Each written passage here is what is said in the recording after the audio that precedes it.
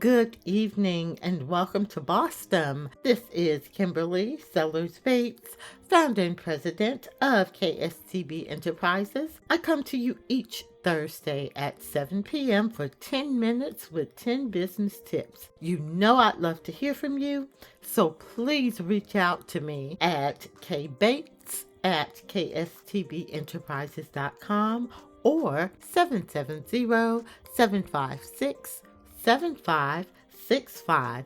Gosh, can you believe that we are already in September? For me, I don't know about you, but September 1st always indicates the beginning of a big shopping season. So hopefully you all are enjoying your September so far. And I just want to wish you all the best all the time. Now, if you're anything like me, whether or not it's January, March, September, or whatever, you want it all. You want growth, you want productivity, you want stability, you want success, and you want peace. You know, I am able to accomplish many of the things off of my list because I'm a person who actually plans out my day. I have a calendar and a to-do list, and guys, I just want to tell you, I live by those things. But some days, my days are affected by unforeseen external factors. My routine is sometimes disrupted, and my intentions to get things done are completely ruined. But hey, it happens. Meetings can run long, and that disrupts my entire day.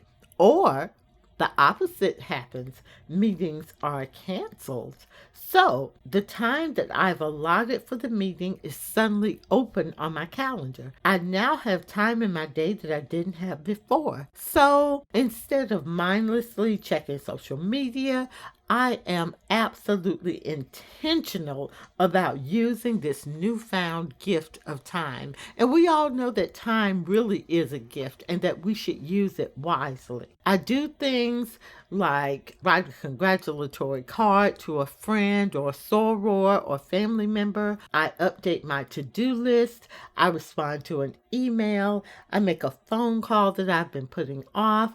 I listen to a podcast, read a blog, or take a walk. Anytime I have that gift of extra time, those are some of the things that I do. You know, productivity is something that we all strive for, being the best that we can be, showing up, being authentic, and getting the most out of the time we have been given. Some of the ways that I want you to set yourself up to achieve more and build a more positive and productive mindset into your daily routine. Now, these are some things that work for me. And as I tell you all the time, all of these things may not fit for you, but try one or two of them and see if it helps you become more productive, if it helps you have more time in your day, if it helps you feel more fulfilled. So here we go.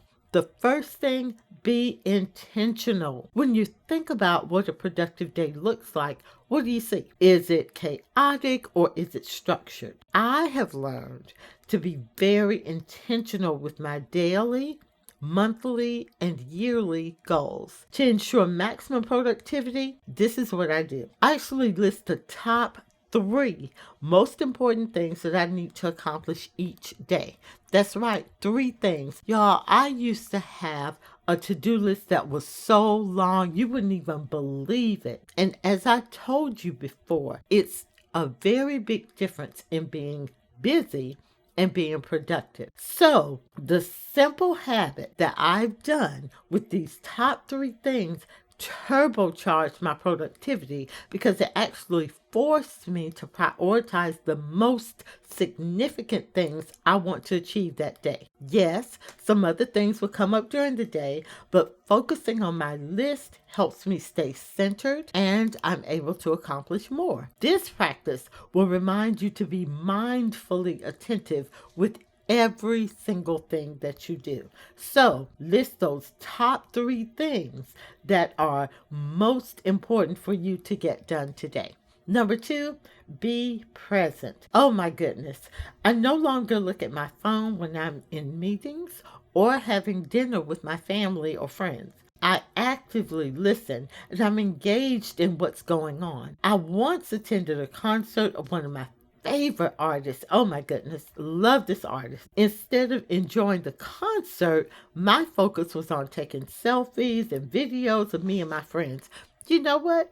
I realized later that I missed some of the show because I was too busy recording and not actually being in the moment. Another thing, I used to be really big on multitasking. Even during meetings, while other people were talking or presenting, I was checking emails, surfing the web, and I started to realize, that my team was watching me and I was giving off nonverbal clues that what they were saying wasn't important to me. Secondly, it's very unproductive to not be present. Repeatedly switching back and forth from project to project and tasks impairs your ability to function at your finest. And finally, when you are with your family, your friends, or in a meeting and you are not fully present, it's rude. It is. It's very rude. If you're talking and someone is constantly checking their phone,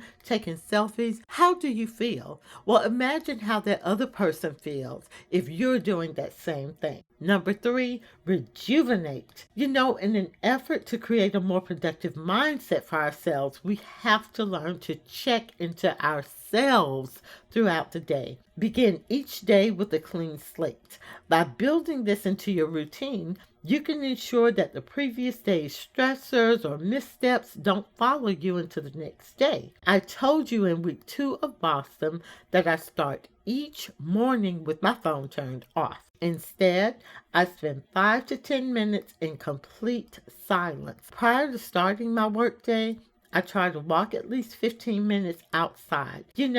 Negative thoughts have a tendency to try to sneak into everyone. It's not just you. Negative thoughts will try to get in. If you allow the wrong mindset to take over, it can throw off your focus, your energy, and even your health.